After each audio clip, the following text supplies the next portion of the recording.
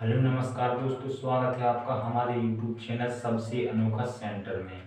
हम लोग प्रश्नावली 7.1 को हल कर रहे थे और इस वीडियो में हम इस प्रश्नावली का 7वां सवाल हल करेंगे। तो देखते हैं 7वां सवाल। सबसे पहले तो पढ़ लेते हैं और समझ लेते हैं, उसके बाद में हल करते हैं। ठीक है, देखिएगा सवाल क्या है। सवाल कह रहा है कि ए बी एक रेखाखंड और ए भी एक रेखाखंड है। ठीक है, ए भी जो है ये आकृति में देखिएगा, ये एक रेखाखंड है और पी इसका मध्य बिंदु है। जो ये रेखाखंड ए बी है, ए बी इसका मध्य बिंदु पी है, यानी कि जो ये पी है इस रेखा के बिल्कुल बीच में स्थित है। ठीक है, बीच में स्थित है, तो बीच में स्थित है मतलब कि इस बगल का पार्ट जो इस बगल का पार्ट के बराबर होगा, यानी कि इस बगल का जो पार्ट है इस बगल के पार्ट के बराबर होगा। चूंकि ये बीच में है तो ये तो नॉर्मल सी बात है। ठीक है, अब देखिएगा आगे पढ़ लेते हैं। आगे बोला गया है डी और ई रेखाखंड ए बी के एक ही ओर स्थित दो बिंदु इस प्रकार हैं कि जो डी और ई है ये रेखाखंड की एक ही ओर है। ठीक है, यानी कि ऊपर की ओर है।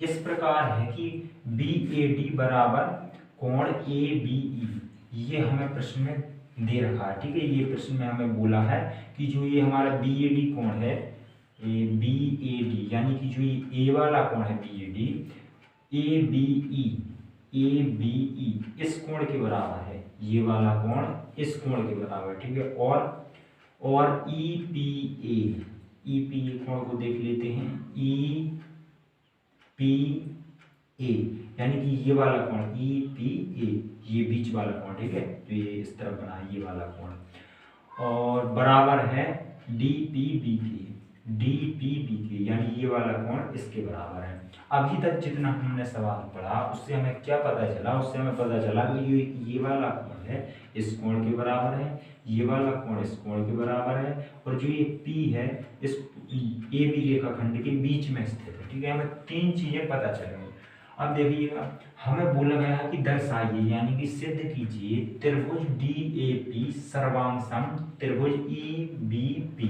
ठीक है, और दूसरे पार्ट में बोला गया है ए डी बराबर बी, ये भी सिद्ध कीजिए। दो पार्ट हमें सिद्ध करने हैं, तीन चीजें हमें पता है। ठीक है, जो ये P है इस पूरी रेखाखंड AB के बीच में स्थित है, ये वाला कोण इसके बराबर है, ये वाला कोण इसके बराबर है। तो देखिएगा इसे हम कोण 1 का नाम दे देते हैं, इसे कोण 1 दे देते हैं, इसे कोण 2, ताकि जब हम सवाल को हल करेंगे तो हमें बार बार पूरा कोण नाम देने की आवश्यकता नहीं पड़ेगी। ठीक है, पूरा कोण का हम नाम ना दे करके कोण 1 और कोण 2 का नाम दे देंगे, हमें आसानी हो जाएगी। ठीक है, अब देखिएगा जो हम प्रश्न में दिया गया है उसे हम यहाँ पर लिख लेते हैं और हेडिंग डाल लेते हैं दिया।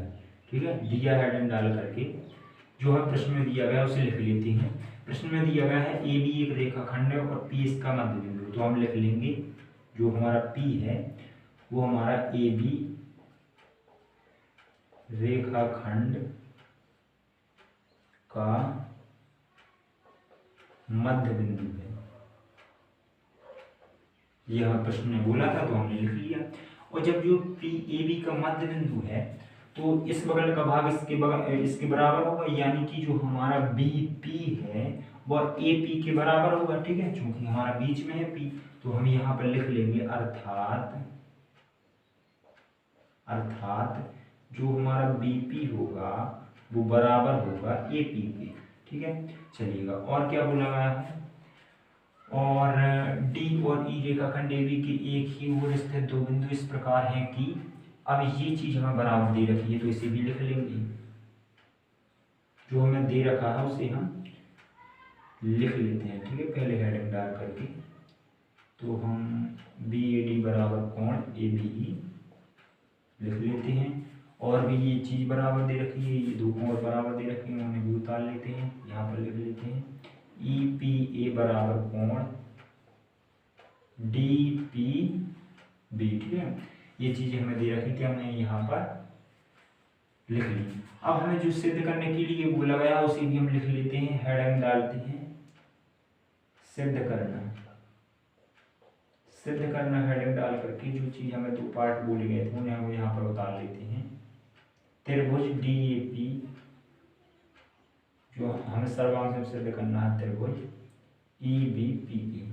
ठीक है, दूसरे पार्ट में बोला गया है ए डी सिद्ध करना है BE। तो पहला पार्ट सिद्ध कर लेते हैं और फिर जो हमें AD बराबर BE दूसरे पार्ट में दिखाना है उसे हम CPCT से दिखा देंगे, क्योंकि जो AD है और BE है ये इन्हीं से रिलेटेड है, संबंधित है। ठीक है, तो देखते हैं, उपपत्ति डालते हैं और सिद्ध करते हैं। उपपत्ति, अब देखिएगा DAP त्रिभुज को हम यहाँ पर देख लेते हैं, कहाँ पे है DAP। इस वाले त्रिभुज की बात हो रही है, मैं इसे कलर किए देता हूँ जिससे कि आपको थोड़ा दिखेगा आसानी से। इस वाले त्रिभुज की बात हो रही है। ठीक है, जो ये वाला त्रिभुज है, इस वाले त्रिभुज के सर्वांश हमें सिद्ध करना है। तो इन दोनों त्रिभुजों के पहले तो नाम लिख लेते हैं कि पहले हम फर्स्ट पार्ट बता लेते हैं, क्योंकि हम फर्स्ट पार्ट हल कर रहे हैं। ठीक है, तो DAP सर्वांशम त्रिभुज EBP, ये हमें फर्स्ट पार्ट में सिद्ध करना है।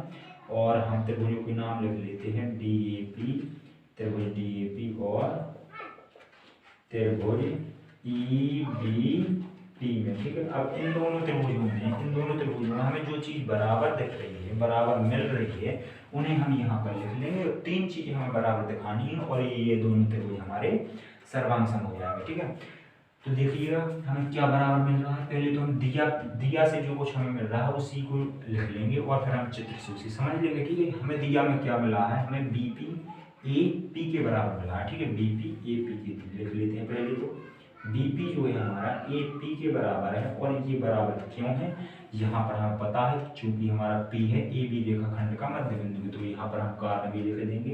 ये हमने बराबर क्यों लिखा है, क्योंकि जो हमारा P है AB रेखाखंड का मध्य बिंदु है। ठीक है, मध्य बिंदु है, तभी हमने बराबर लिखा है, मध्य बिंदु है। ठीक है, इस प्रकार से हमने लिख लिया। अब दूसरी चीज यहाँ पर देखिएगा, BP AP के बराबर कर दिया। जो BP है हमारा, BP इस खाली त्रिभुज की भुजा है और AP है हमारी इस कलर वाले त्रिभुज की भुजा है। ठीक है, तो हमें दोनों त्रिभुजों की भुजाएं या दोनों त्रिभुजों के कोण बराबर दिखाने हैं, ना कि एक त्रिभुज के। ठीक है, तो यहाँ पर दोनों त्रिभुजों की भुजाएं हैं। ठीक है, अब देखिए दूसरी चीज हमें ये दे रखी है, कोण BAD बराबर कोण ABE, तो इसे भी लिख लेते हैं और फिर इसे भी समझ लेंगे। कोण BAD बराबर कोण ABE। अब इसे देख लेते हैं कि हमें चित्र में कहाँ मिल रहे हैं। चित्र में हमें कैसे मिल रहे हैं, BAD कहाँ पे है, जो हमारा ये BAD, ये हमारा ये वाला कोण है इस कलर वाले त्रिभुज का, और ABE इस बगैर कलर वाले त्रिभुज का। ठीक है, इस बगैर कलर वाले त्रिभुज का, यानी कि हम इसके माध्यम से कह सकते हैं कि कोण A कोण 2 के बराबर है। ठीक है, तो इस वाले त्रिभुज को हम नाम दे सकते हैं कोण 1, चूंकि हमने वहां पर दिया है आकृति में, इस वाले को कोण 2। ठीक है, और ये हमने लिखे कहाँ से, ये हमें दिया गया था, तो यहाँ पर हम लिख देंगे चूंकि ये हमें दिया गया था। ठीक है, तो हमने यहाँ पर लिख दिया ये दिया है। और हमें दो चीजें देखो पता चल गई, एक तो हमें ये चीज हमने निकाली, एक चीज ये निकाली। अब हमें तीसरी चीज निकालनी है। दो चीजें तो हमने निकाल ली। अब देखिएगा तीसरा हम क्या बराबर दिखा सकते हैं, तो ये चीज हमें तीसरी बराबर दे रखी है, पहले तो इसे उतार लेते हैं। ठीक है, यहाँ पर लिख लेते हैं, उसके बाद में देखते हैं फिर क्या करना है। तो हमें EPA जो हमारा कोण है वो DPB कोण के बराबर है, हमें दे रखा है। तो EPA जो ये कोण है इसे देखते हैं, ये कहाँ पर है, EPA ये वाला कोण। ठीक है, तो और ये बराबर का है DPB के, यानी इस वाले कोण के।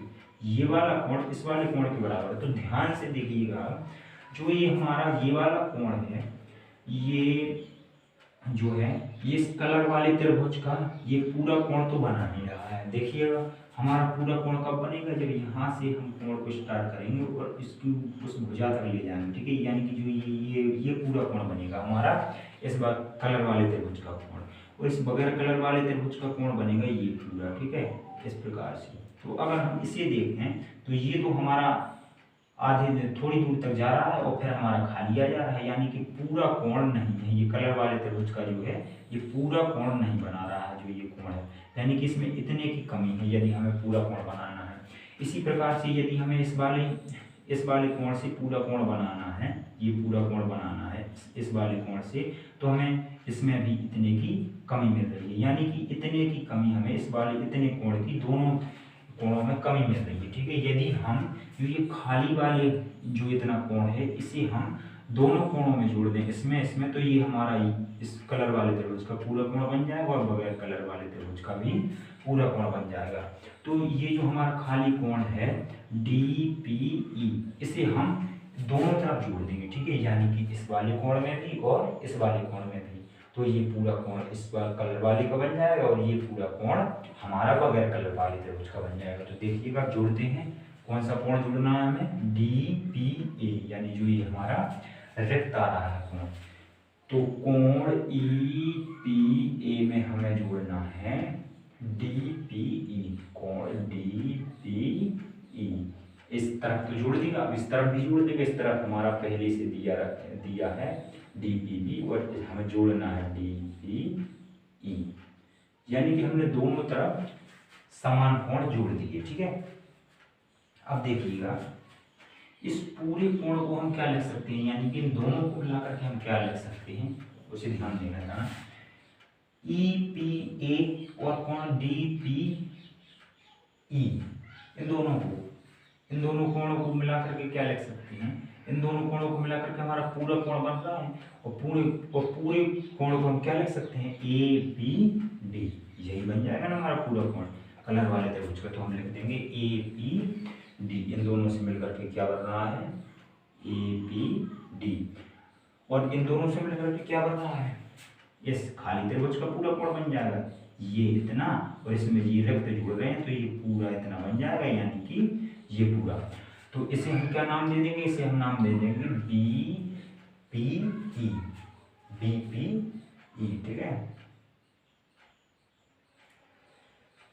चलिए BPE, कोण BPE। अब देखिए यहाँ पर हमारी तीसरी चीज भी बराबर निकल आई, यानी कि हमने तीन चीज को, ये दोनों त्रिभुजों में हमने तीन चीजों को बराबर दिखा दिया। तो जब हम ऐसी कंडीशन बन जाती है कि हम तीन चीज किन्हीं दो त्रिभुजों के बराबर हो जाते हैं तो वो दोनों त्रिभुज सर्वांग हो जाते हैं। ठीक है, तो यहाँ पर हम लिख देंगे अतः जो हम ये त्रिभुज सर्वांग दिखाना चाह रहे थे DAP और EBP, ये सर्वांग हो जाएंगे हमारे त्रिभुज DAP सर्वांग त्रिभुज EBP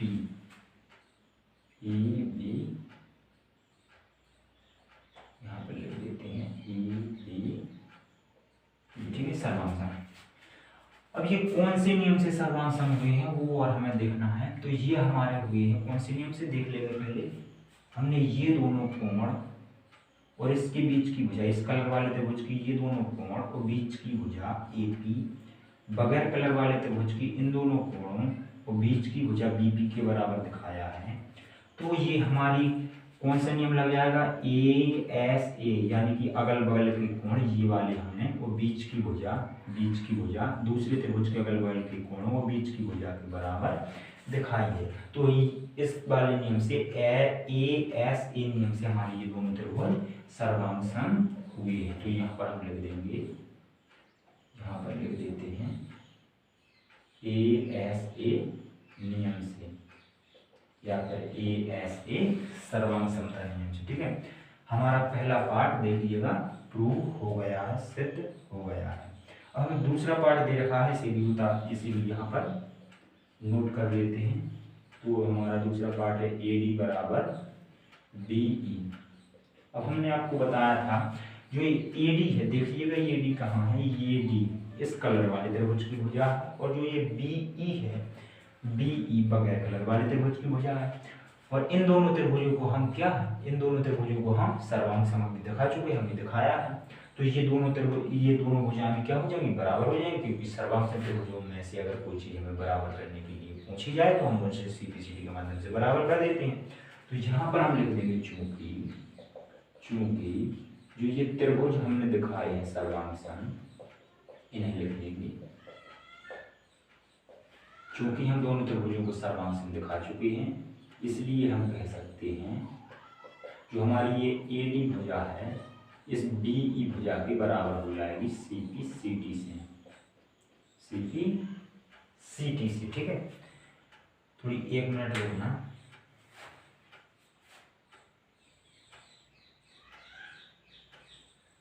चलिए कोई बात नहीं, ठीक है। इस प्रकार से हमारे दोनों पार्ट सिद्ध हो जाते हैं और इन्हीं दोनों पार्टों के साथ में हमारा प्रश्न खत्म हो जाता है। तो चलिए मिलते हैं अगली वीडियो में। धन्यवाद।